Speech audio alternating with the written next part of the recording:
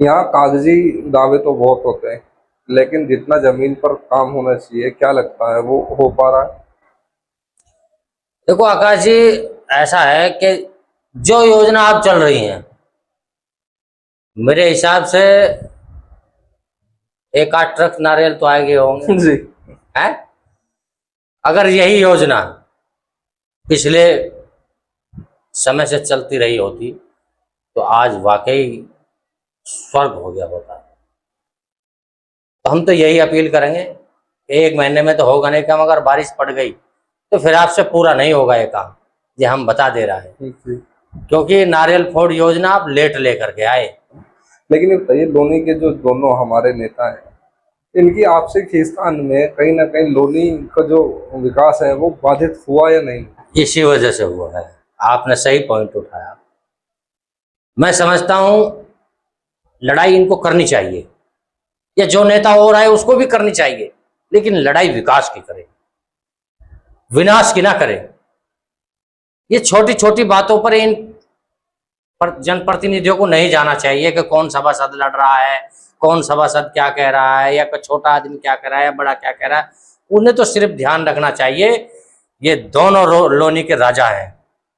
एक को रानी बनाया, एक को राजा बनाया, ये लोनी ने बनाया है। मैं समझता हूँ दोनों को विकास ज्यादा करना चाहिए और लड़ने से काम नहीं चलेगा। अगर विकास करेंगे तो जनता फिर से इनको मौका दे सकती है, और विकास अगर नहीं, विकास तो हो ही रहा है जैसा सबको पता ही है। वैसे विकास हो किसका रहा है, विकास तो सब अपना अपना में लगे हैं। अगर जनता का विकास कौन चाह रहा है?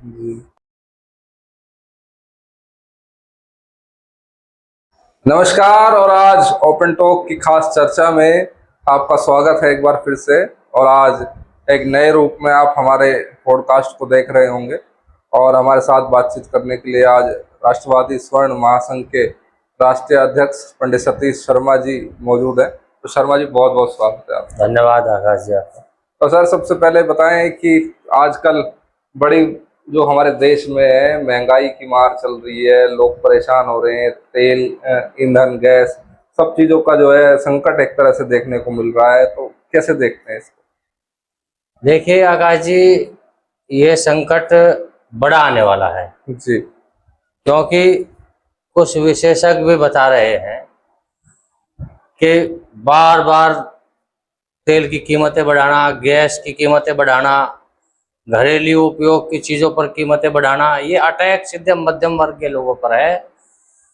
इसका मैं समझता हूँ कहीं ना कहीं ये सरकार का फेलियर है। जी। क्योंकि जो आज गाने बजाए जा रहे हैं जी। सरकार के, जो पहले पूर्व में सांसद रहे और अभी वर्तमान में सांसद हैं, उन्होंने ही वो गाने बनाए थे कि महंगाई मार की वजह से कैसे कैसे होता है।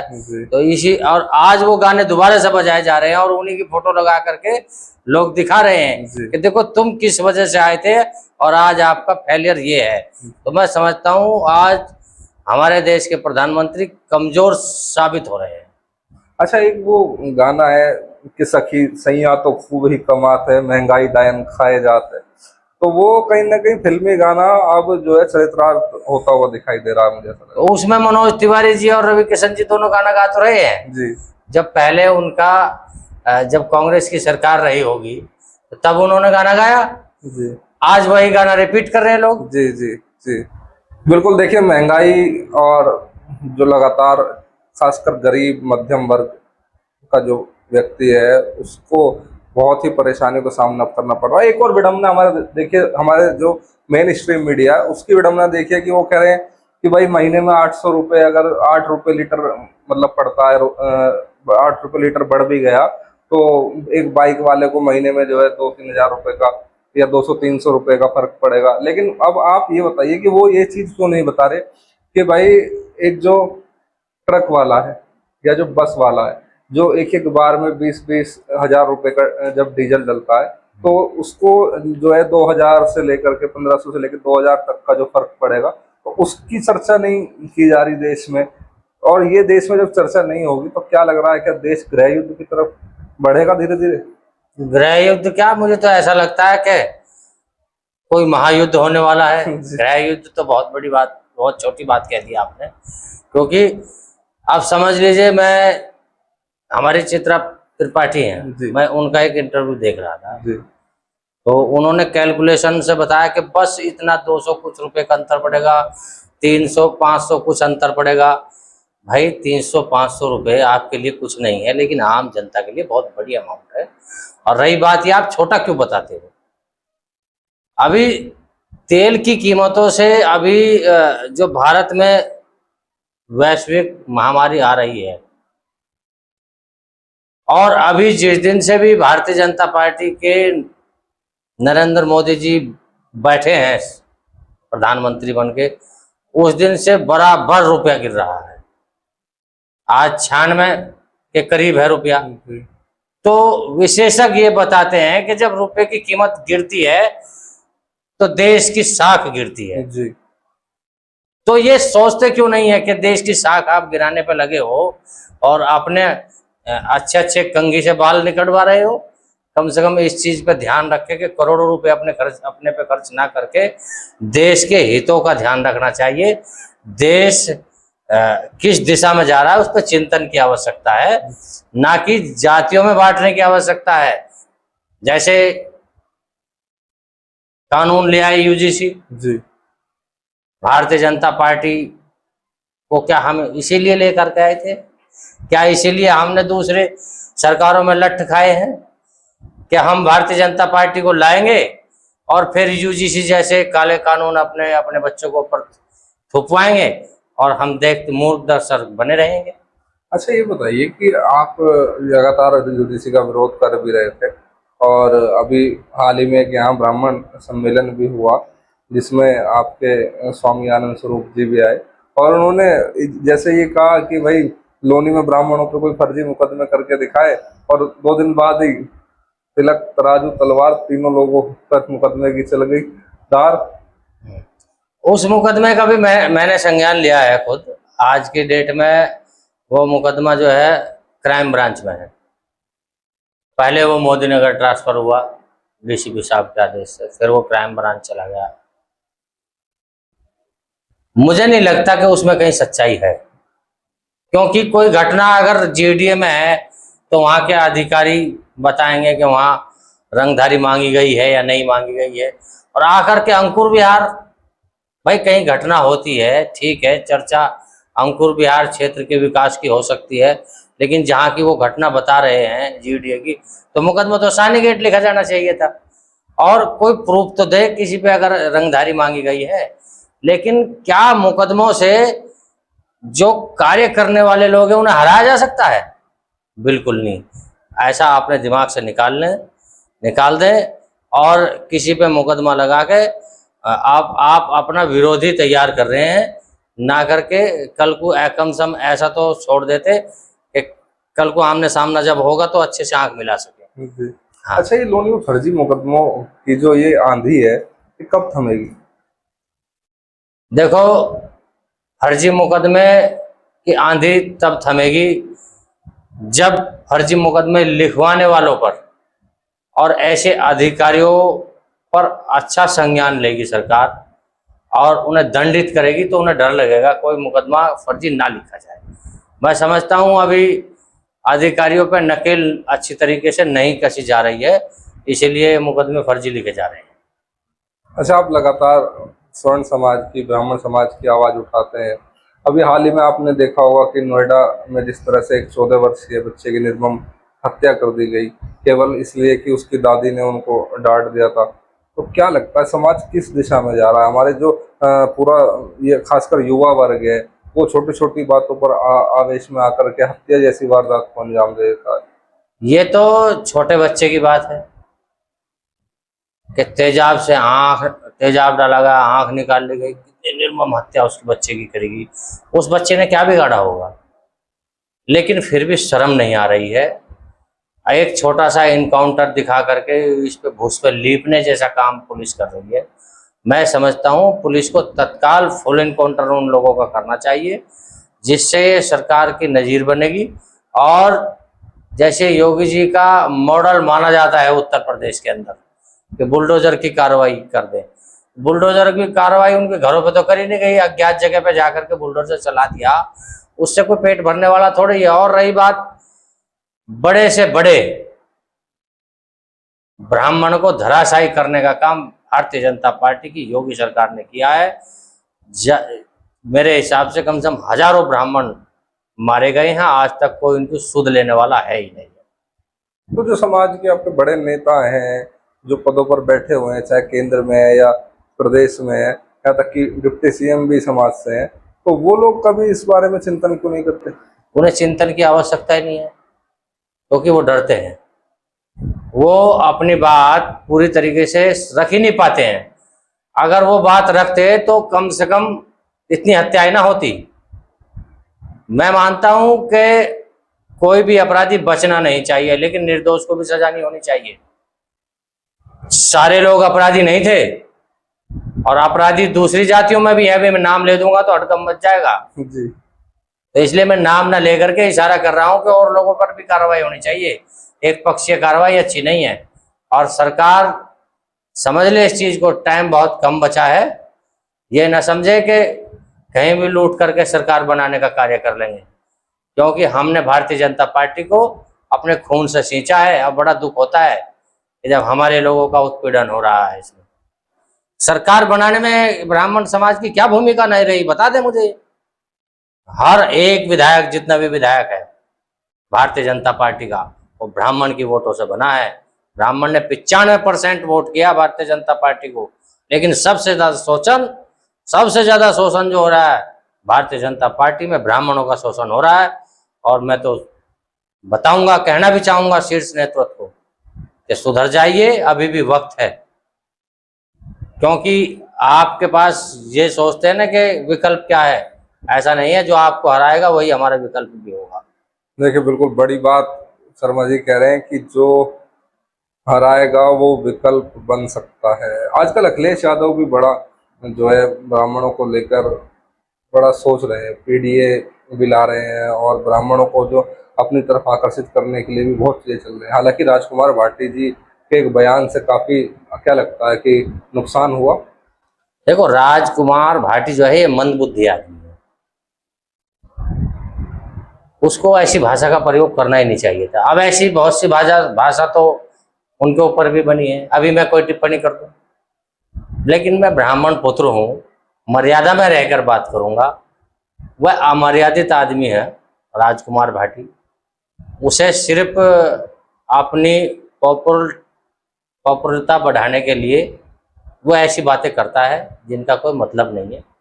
और रही बात अखिलेश यादव जी की, अखिलेश यादव जी अगर ब्राह्मणों का साथ चाहिए तो कुछ निर्धारित करें और बताएं ब्राह्मण समाज की क्या भूमिका रहने वाली है उनकी, उसमें तो देखा जाएगा आने वाले समय में, लेकिन पक्का नहीं है अभी। लेकिन अगर भारतीय जनता पार्टी, देखो भारतीय जनता पार्टी हमारी पार्टी रही है, लेकिन अब पिछले कुछ समय से हमारा उत्पीड़न हो रहा है, इसलिए हमारा मोह भंग होता जा रहा है। अभी भी वक्त है भारतीय जनता पार्टी को कि अपने आप को सुधारे और ब्राह्मण समाज का सम्मान करे। और मैं तो अपने बड़े नेताओं से भी कहना चाहूँगा, जो ब्राह्मण समाज के नेता हैं भारतीय जनता पार्टी में, कि ये ना कहें फिर अगर जब बीच में आएंगे तो वोट मांगने के लिए कि हमें भगाया गया है। या तो सवर्ण समाज की अपने लोगों की बात करना शुरू करिए, नहीं तो फिर तैयार रहिए, जनता आपका स्वागत करेगी। यानी शब्दों में देखिए बहुत गहरा राज छिपा हुआ है। विरोध की भी बात कर रहे हैं, विरोध की भी, और स्वागत की भी बात कर रहे हैं। अच्छा, बताइए, लोनी को लेकर बात करूं तो लोनी को लेकर क्या लगता है कि लोनी में कितना उत्पीड़न हुआ, या कितना उत्पीड़न हो रहा है, या इससे भी ज्यादा और कितना उत्पीड़न हो सकता है? देखो, अगर लोनी विधानसभा की बात करें तो लोनी विधानसभा के जो अपने विधायक हैं, ब्राह्मण समाज ने उन्हें एक मत होकर के जिताया है, और ब्राह्मण समाज 2 बार उनको विधायक बनाया है। वो हमेशा ब्राह्मण समाज से मीठी मीठी बातें करते हैं, उन्हें कोई लॉलीपॉप चुसा देते हैं, लेकिन आज तक एक भी ब्राह्मण का उन्होंने भला किया हो तो मुझे बता दें कि चेयरमैन जैसे चुनाव में, जिला अध्यक्ष में, किसी महत्वपूर्ण पद पे भारतीय जनता पार्टी में उन्होंने किसी की सिफारिश की हो, तो फिर हमें तो सिर्फ वोट की राजनीति के लिए इस्तेमाल करते हैं कि वोट लो और इन्हें चोट दो, फिर इनको बाद में चोट दो। बिल्कुल। तो ये समझ लें ब्राह्मण समाज की भी अपनी प्राथमिकता है और अपनी जिम्मेदारी नैतिक बनती है कि भाई अगर आपको अपना हक लेने की होड़ लग जाए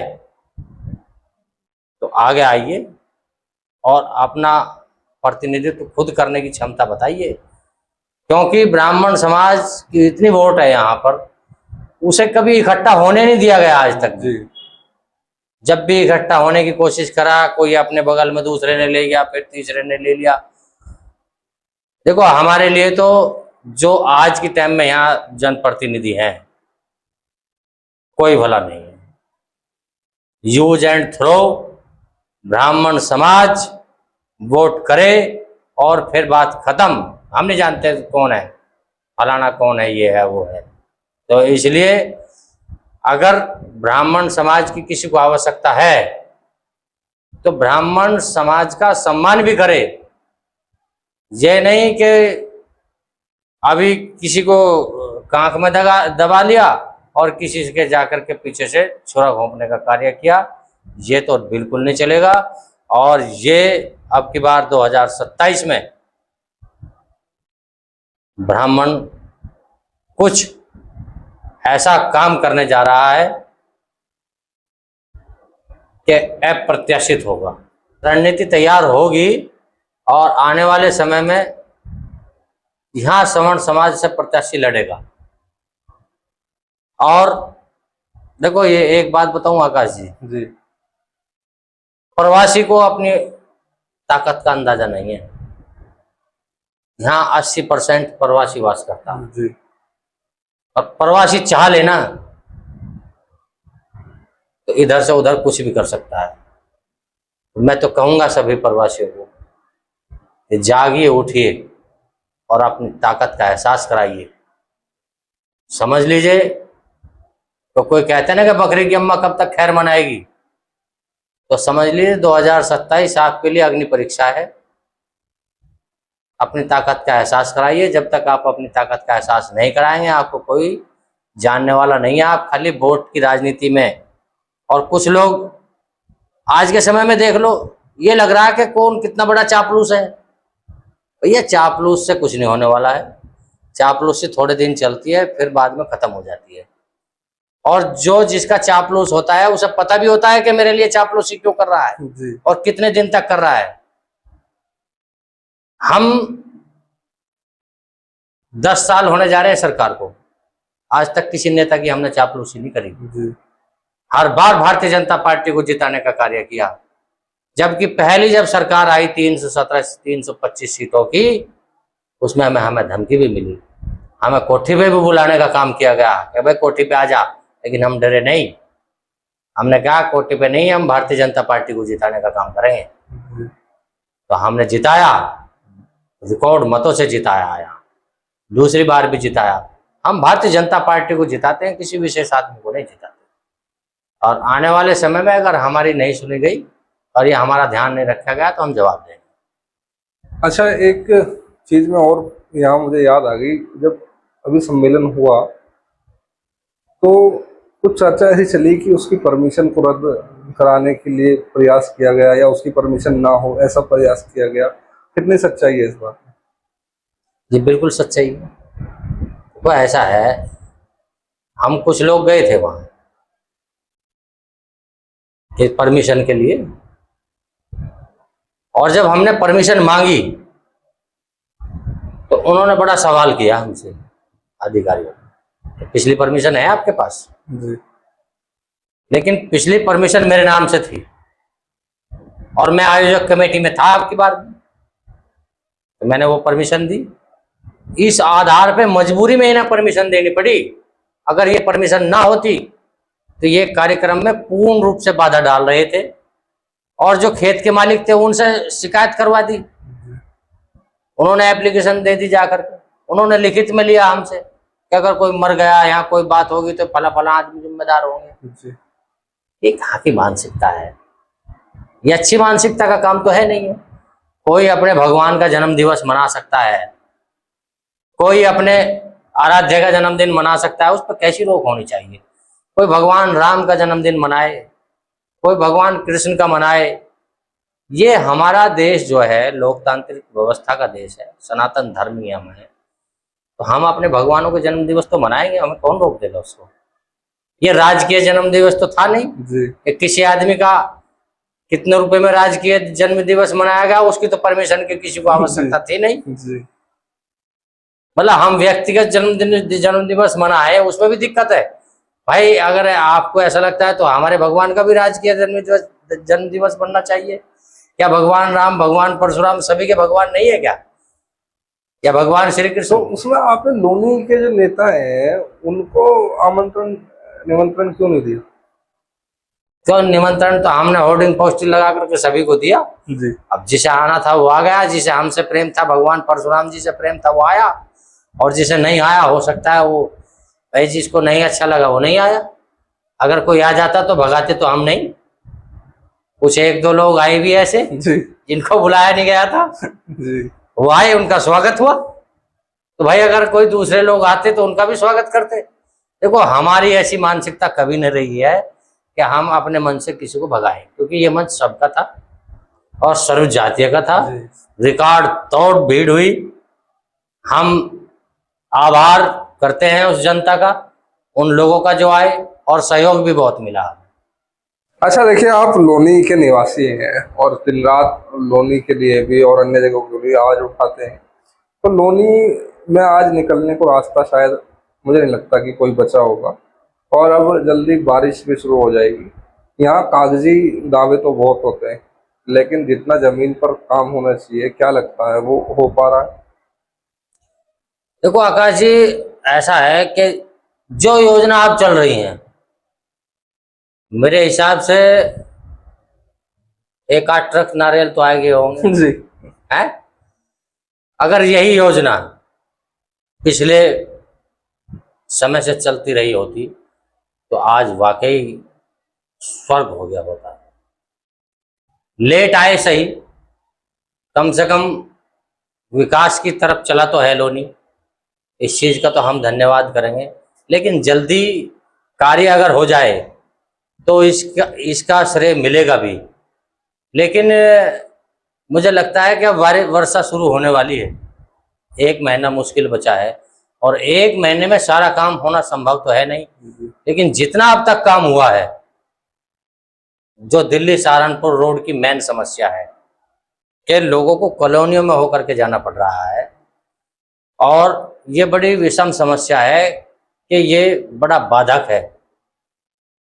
तो हम तो यही अपील करेंगे, 1 महीने में तो होगा नहीं काम, अगर बारिश पड़ गई तो फिर आपसे पूरा नहीं होगा ये काम, ये हम बता दे रहा है। क्योंकि नारियल फोड़ योजना आप लेट लेकर के आए, थोड़ा पहले लेकर के आते तो धन्यवाद तो आज भी है कि कम से कम शुरू तो हुआ। लेकिन थोड़ा पहले आ जाते ना, तो मुझे लगता है कि लोनी में आने वाला हर व्यक्ति ये कहता कि भाई अच्छी है लोनी। लेकिन थोड़ा देरी सही, किसी विशेष एक आदमी के तो बस की बात होती नहीं, सबके सहयोग से सब कुछ बनता है जी। इस चीज का तो हम धन्यवाद करेंगे कि योजना आई और चालू हो गई, ये अपने आप में बड़ी बात है। जी, नहीं तो यहाँ योजना ज्यादातर कागजों पर होती है। पहले भी ये सड़क बनी थी 3000 करोड़ में जी अखिलेश के समय में, और वो कागजों में बनकर रह गई। अब देखो करोड़ों रुपए अरबों रुपए लगे हैं, ये पिलर तैयार हैं, अब इनकी कोई सुध लेने वाला ही नहीं है कि इस पर पुल कब बनेगा या नहीं भी बनेगा। तो ये सरकार का पैसा जो बेकार हुआ है ना, ऐसे लोगों पर कड़ी कार्रवाई होनी चाहिए। अच्छा चलिए, देर आए दुरुस्त आए, कुछ तो शुरुआत हुई कम से कम। लेकिन ये बताइए, लोनी के जो दोनों हमारे नेता हैं, इनकी आपसी खींचतान में कहीं ना कहीं लोनी का जो विकास है वो बाधित हुआ या नहीं? इसी वजह से हुआ है। आपने सही पॉइंट उठाया। मैं समझता हूं लड़ाई इनको करनी चाहिए, या जो नेता हो रहा है उसको भी करनी चाहिए, लेकिन लड़ाई विकास की करे, विनाश की ना करे। ये छोटी छोटी बातों पर इन पर जनप्रतिनिधियों को नहीं जाना चाहिए कि कौन सभासद लड़ रहा है, कौन सभासद क्या कह रहा है, या कोई छोटा आदमी क्या कह रहा है या बड़ा क्या कह रहा है। उन्हें तो सिर्फ ध्यान रखना चाहिए ये दोनों लोनी के राजा हैं, एक को रानी बनाया, एक को राजा बनाया, ये लोनी ने बनाया है। मैं समझता हूँ दोनों को विकास ज्यादा करना चाहिए और लड़ने से काम नहीं चलेगा। अगर विकास करेंगे तो जनता फिर से इनको मौका दे सकती है, और विकास अगर नहीं, विकास तो हो ही रहा है जैसा सबको पता ही है। वैसे विकास हो किसका रहा है विकास तो सब अपना अपना में लगे हैं। अगर जनता का विकास कौन चाह रहा है, जी और विकास हो जाए, हम तो चाहते हैं जनता का होगा विकास, सड़कें बने, अच्छी बने। जी बहुत बहुत स्वागत है, हम उनका करते हैं।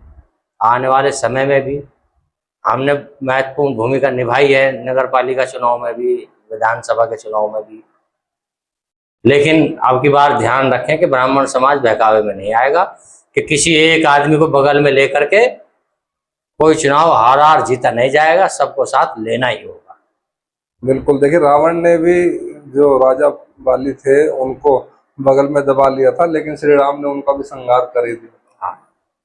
चलिए आप बने रहिए हमारे साथ, और लोनी के जो प्रमुख मुद्दे हैं उन पर लगातार हम चर्चा करते रहेंगे। आप देखते रहिए ओपन टॉक।